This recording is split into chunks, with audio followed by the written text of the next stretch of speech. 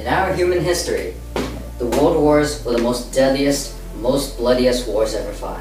But if we take a closer look at how these two deadly conflicts altered human rights, you could even say they served as catalysts to the human rights movement.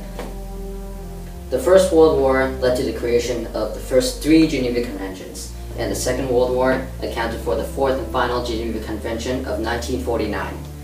But what exactly were these Geneva Conventions?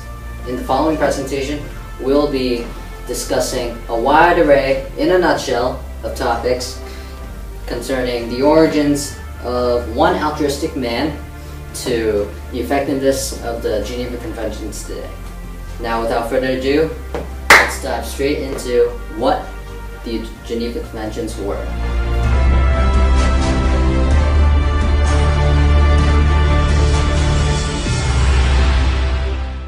Although for the most part the Geneva Conventions and their treaties founded by Henry Dunant successfully served as the quintessential boundaries between the global powers post-World War II, which limited war crimes and provided human rights for the wounded soldiers in times of war, the implementation of the conventions and their associated protocols have become less apparent in recent military operations. The Geneva Conventions was the establishment of a set of guidelines and laws which are supposed to set the rules of war.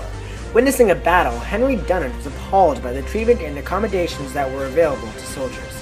Dunant went on to propose 2 things: an agency for humanitarian aid during wartime, and a government treaty recognizing and aiding the agency. While the former proposal would become the Red Cross, the latter would become the First Geneva Convention in 1864, also known as the Geneva Convention for the Amelioration of the Condition of the Wounded in Armies in the Field. The Second Geneva Convention, or the Geneva Convention for the Amelioration of the Condition of Wounded, Sick, and Shipwrecked Members of Armed Forces at Sea, was created in 1906 following the Russo-Japanese War. The Third Geneva Convention, or the Geneva Convention relative to the treatment of prisoners of war, was created in 1929 and was supposed to set the humanitarian protections for prisoners of war. In 1949, there were agreements that revised the rulings of the first 3 Geneva Convention treaties and added a 4th. The Fourth Geneva Convention was also known as the Fourth Geneva Convention relative to the protection of civilian persons in times of war. The treaties of 1949, including the 3 revised Geneva Conventions and the new Fourth Geneva Convention, were ratified by 196 countries. And all 4 of these Geneva Conventions were first prompted by the strong conviction of one single man: Henry Dunant.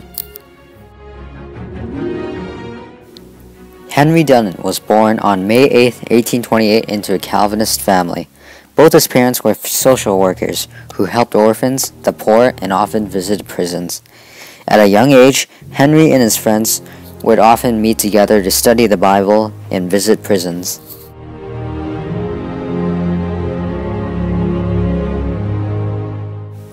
In 1856, Dunant founded the financial and industrial company of Mons de Mila Mills, a foreign corn trading company. One day, for a business trip, Dunant traveled to Algeria to start the construction of the wheat mill.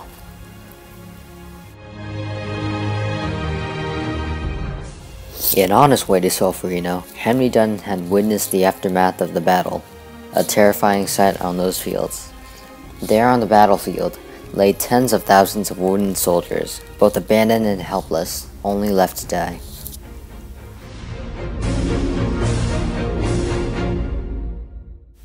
But unfortunately, he didn't have the land privileges in doing so.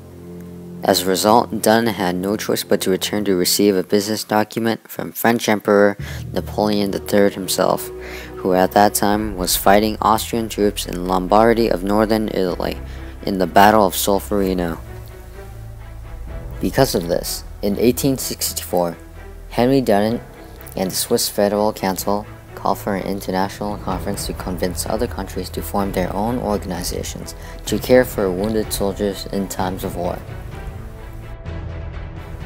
Surprisingly, 16 countries were represented, and 12 proceeded in signing the treaty, thus marking the beginning of the Red Cross movement. The Geneva Conventions have proved successful early on, post-World War II. However, there are instances today where the Geneva Conventions start losing their effectiveness.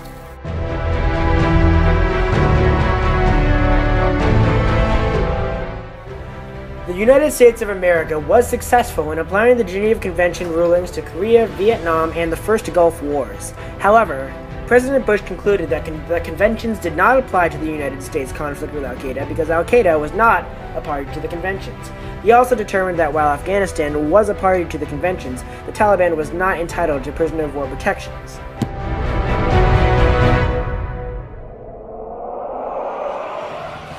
Britain has come under fire as well. In 2006, British soldiers were apparently given the go-ahead to use methods on Iraqi people that were not permitted under the Geneva Conventions.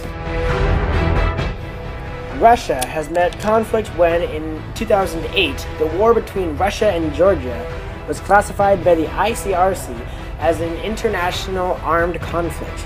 Nevertheless, local militias also took part in the fighting and are believed to have been responsible for at least some of the damages to civilian property. There is actually not much to say in terms of Germany's conflict with the Geneva Conventions post-World War II. From the recent events that have been taken into account, as well as the past actions and histories of each of these nations, it becomes apparent that the Geneva Conventions have been fading in intensity with the implementation inside the operations of the individual countries.